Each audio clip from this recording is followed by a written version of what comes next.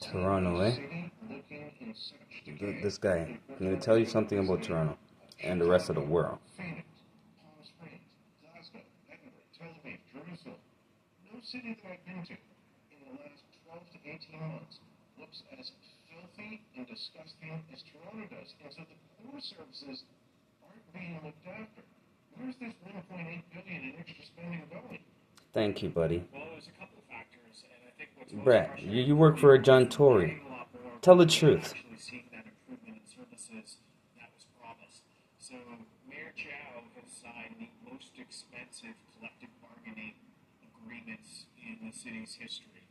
She started that off with the transit union, which of course was very cozy with her during the election. They helped get her elected, didn't they? Yeah, endorsement and volunteers and resources.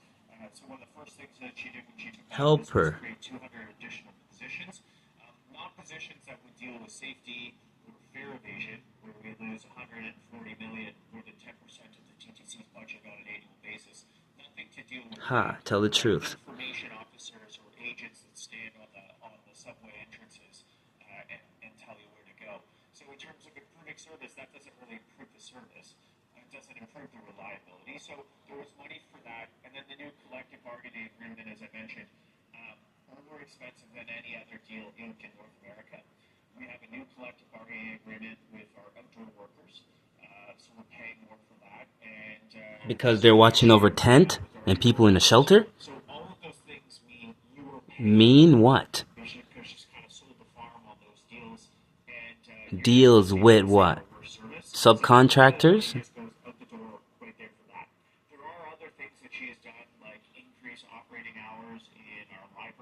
Well, like Alberta, Calgary, asking you, can I see payments? No, buddy, I have to go. You think I have time for you? This is called harassment, bro. You know you're in Toronto, right? So I'll give you an example with the library hours.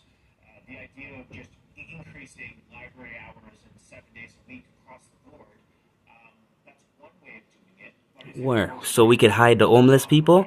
Because it's cold, we need somewhere to keep them? You guys don't sound like a government at all. You seem like you take over somebody's country and treating the citizen like piece of ish.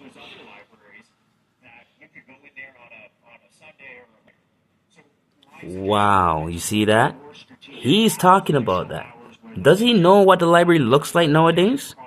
People are sleeping on the corner in the library. Come on, ask him a tougher question, bro.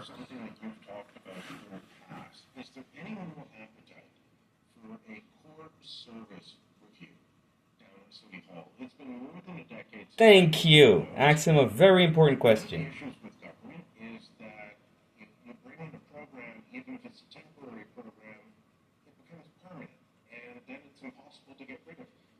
Some programs that start off as temporary should become permanent, and they're needed. And then there are other programs that were permanent, and the need isn't there anymore. The reason for its existence no longer exists, and so we should actually look at cutting away at it. Thank you. Have we looked at who is this guy? Surface review to see are we doing the things that people actually? Because they're not listening to Mr. Choy.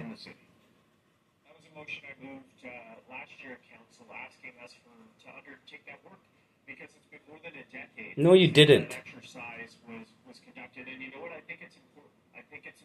You think, see? So you didn't. Bureaucracy. Lying ass mother. B, we can read between your words, bro. Stop lying, man. You're not that slick. Thank you.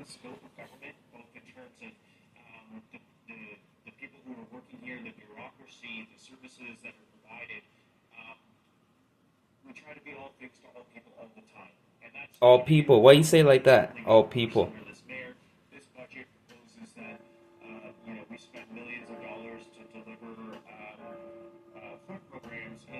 Food program.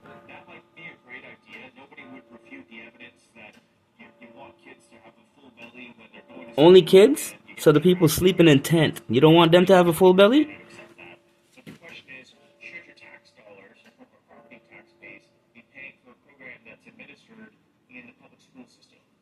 And this is, we complain about downloading See? from other Waste levels. time on stupidness when there's important things. We've got the province, there's private sector money. Right, and so it's effectively a self-download where the city is just putting up our hand and saying we're going to do that, and yet we don't have the tools or frankly the jurisdiction to do it properly. So that's where I think, in my view, Mayor Chow has kind of lost focus on the priorities, and at the same Wow. time And you guys think Logan Troy wouldn't do a better job, eh? we're not hitting our service standards for pothole filling. We're not hitting our service standards for picking up dead raccoons off the road. So rather than fixing those things and doing a better job and allocating the resources so that we can be more responsive to those needs, we actually just decrease the service standards. We say I don't like this guy at to all. do those basic things, and I think when Mayor Chow got in here, she promised, "Hey, I'm going to give you a modest tax increase." Turns out it was a record-breaking tax increase, but you're going to see improvements. The garbage bins in the parks are going to be picked up faster. It's not going to be Hunger Games to register your kids for swimming. The TTC is going to be more reliable. Things are going to be safer. Well, when you look across the board at all the metrics, crime is up, shootings are higher than they were last year. It's never been more congested and difficult to get around the city than it is right now. The TTC has never been less reliable. Encampments have doubled. And for all of that, you're paying significantly more than you were 2 years ago.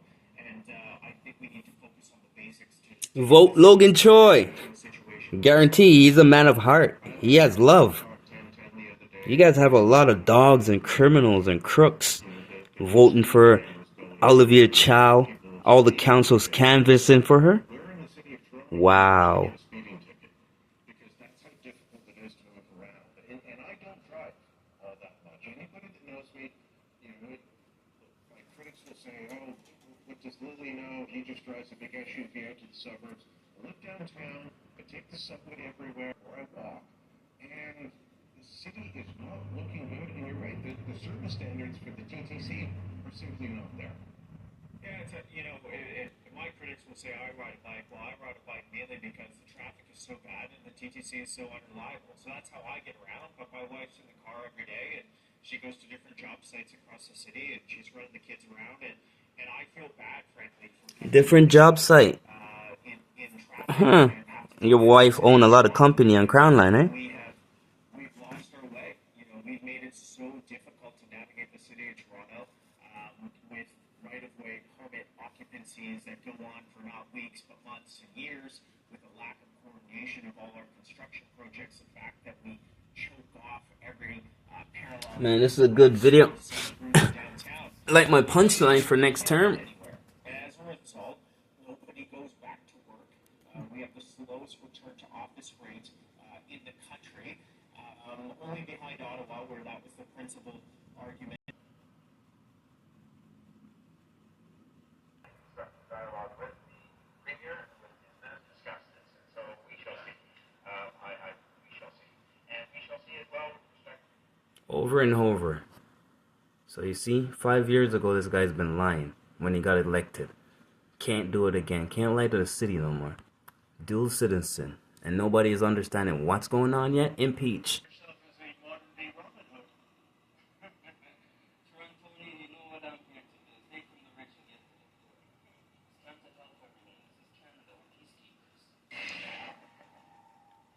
David Menzies for Rebel News here in downtown Toronto, and I'm with Logan Troy. He is one of the 102 candidates who's running for the position of mayor of Toronto.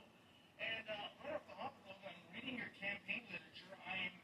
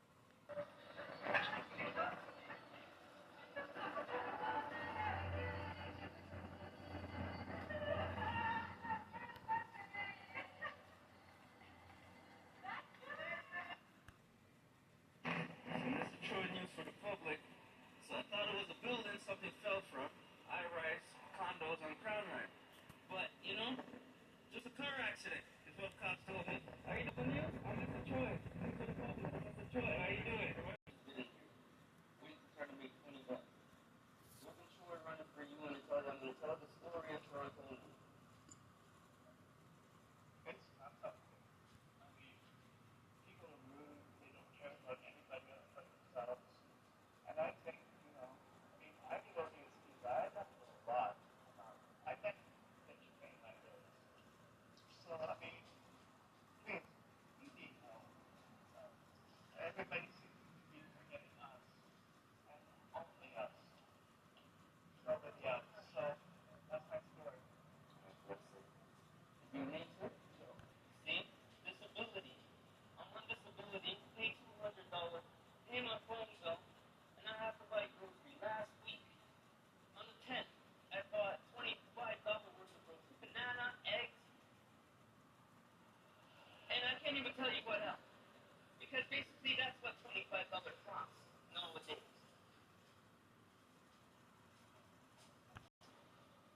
I'm self-representing us. Self-representing us. Toronto, listen to her story. Understanding what I'm fighting. If there's a way, if there's a hope, there's a way. And I have hope. That's what I'm finding. Bless the Father. Bless you, Toronto. Pay it forward. We're hungry out here. And it's getting hot. Choy. So, a city speaking up now. Everybody wish we should have voted for Mr. Choy. He's a charismatic guy, very loving, caring, pastor, minister, and he speaks with the Most High. How did Toronto not see this when it's supposed to be the city of gods? But as I said, it cannot be like that until everyone become God. But we cannot become God, and we cannot care for people until we see the one who does not care. It's a bright way for us to see the future. Just saying. Those people, let them take all the glory. You know what I mean? Because we're the one who's doing all the work and always care. We don't need to be in the media. You know what I mean? We have each other. And now we're speaking up more than ever. And now we know which way to go. Blessed everyone. Love. Alright? Trust me, we're coming God, man. This is why God said he's coming. Is when we become the coming of God.